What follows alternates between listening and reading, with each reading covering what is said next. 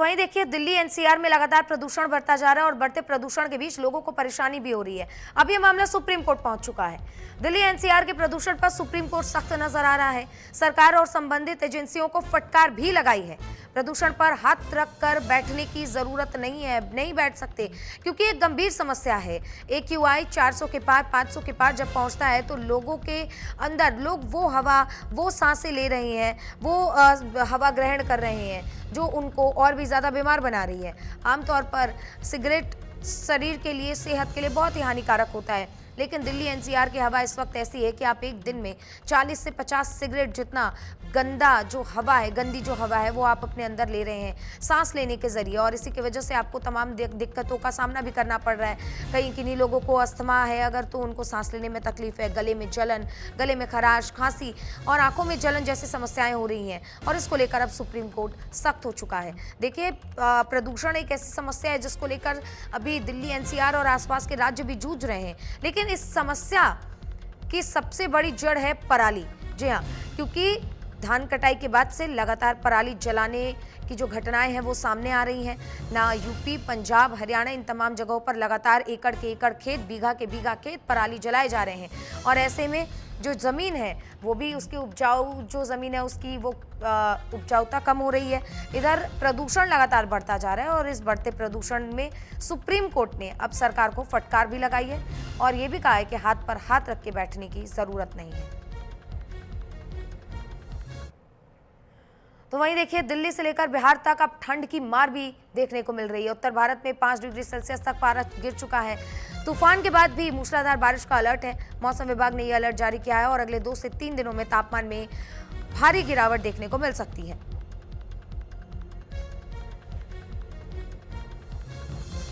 तो ये तस्वीरें देखिए, लगातार कोहरा जो है वो घना होता जा रहा है। हमारे सहयोगी संजय सिंह दिल्ली से जुड़ गए हमारे साथ, उनका रुख कर लेते हैं और जानते हैं कि इस वक्त मौसम विभाग की ओर से क्या चेतावनी जारी की गई, क्योंकि दिल्ली में अगर हम बात करें तो पारा अब लगभग 10 डिग्री सेल्सियस से नीचे धीरे धीरे लुढ़कता जा रहा है। संजय, क्या मौसम विभाग ने बताया कि आने वाले हफ्ते में कैसा रहने वाला है मौसम और पारा कितना लुढ़क सकता है?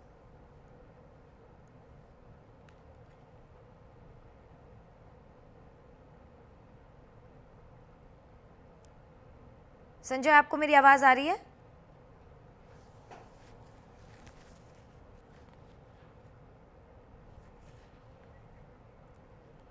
संजय, हमारे साथ हमारे सहयोगी जुड़ गए, उनका रुख करते हैं। संजय, मौसम विभाग ने क्या कहा है, आने वाले हफ्ते में पारा और कितना लुढ़क सकता है?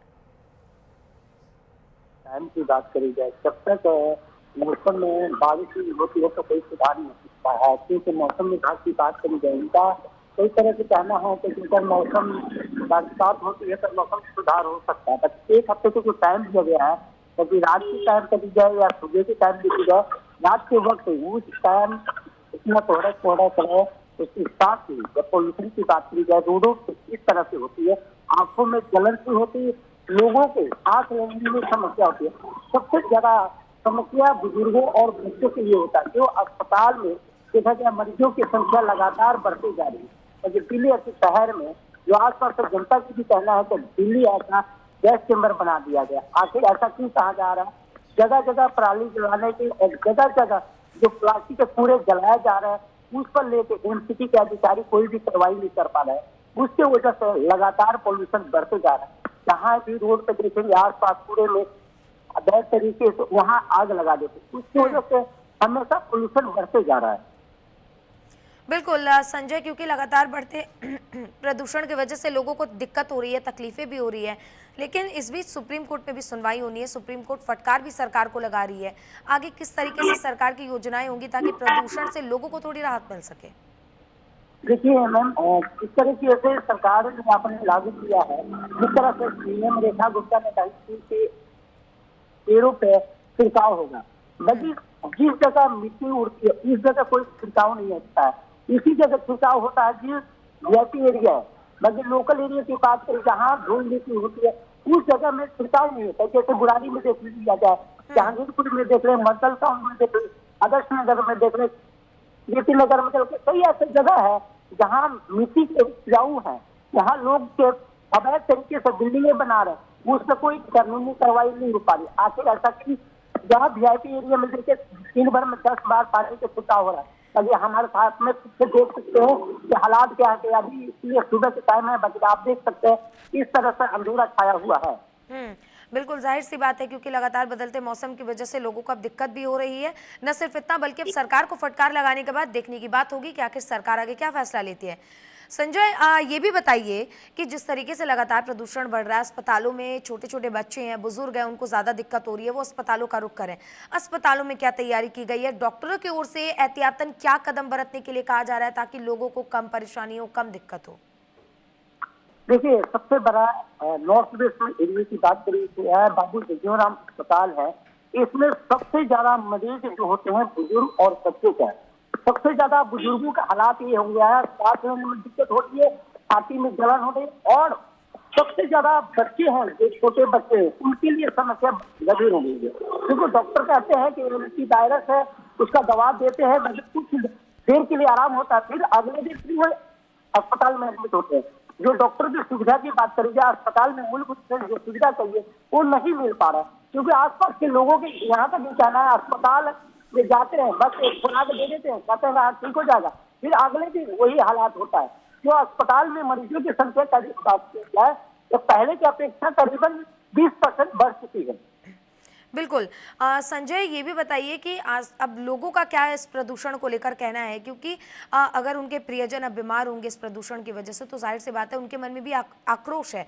उनकी क्या सरकार से मांग है और वो क्या चाहते हैं कि इस पर कैसे और कितनी जल्दी कार्रवाई हो ताकि लोगों को भी राहत मिल सके और दिल्ली वासी खुली हवा में सांस ले सके?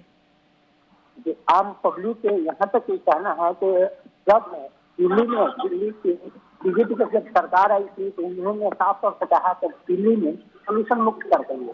तब वही आम आदमी पार्टी के कहना है, कांग्रेस की कहना है कि बीजेपी ने दिल्ली को गैस चेंबर बना दिया गया। और आम आदमी पार्टी के साथ साथ आम पब्लिक के यहाँ तक ये कहना है कि यदि ये हालात है दिल्ली के, जो पॉल्यूशन के लेके दम घुटना पड़ रहा है, आखिर ऐसा क्यों हो रहा है?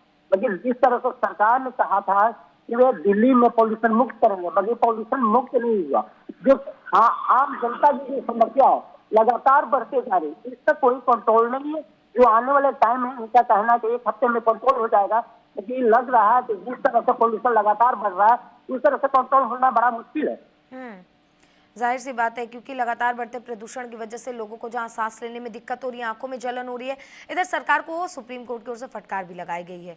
संजय, ये बताइए, क्योंकि आप इस वक्त कहाँ मौजूद हैं, और दूसरी चीज़ ये कि इस वक्त अगर हम कहें, क्योंकि ठंड भी धीरे धीरे बढ़ रही है, ऐसे में धुंध भी है, प्रदूषण भी है, लोगों को कितनी परेशानी हो रही है, और ट्रैफिक नियमों में क्या बदलाव किए गए हैं? क्योंकि धुंध की वजह से कई बार हम देखते हैं ठंड में सबसे ज़्यादा एक्सीडेंट्स भी होते हैं।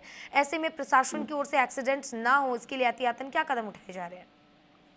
बता दें कि नॉर्थ वेस्ट एरिया में या नॉर्थ में बात करी जाए, ट्रैफिक पुलिस की अभी तो कोई भी नियम नहीं लगी थी। इस तरह से धुंध बढ़ रही है, लोगों की समस्या हो रही है।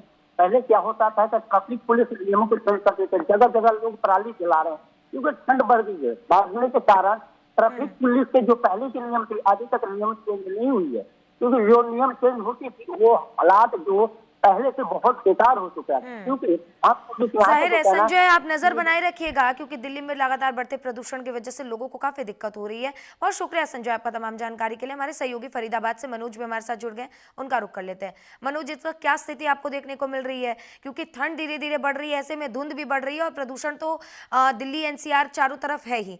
ऐसे में लोगों को परेशानी हो रही है, लेकिन मौसम विभाग की ओर से क्या चेतावनी जारी की गई है? और आने वाले दिनों में, क्योंकि माइनस में अगर हम कहें तो कई बार अलग अलग पर्वतीय राज्यों का तापमान जाता है, तो मैदानी इलाकों में भी ठंड कड़ाके की पड़ती है।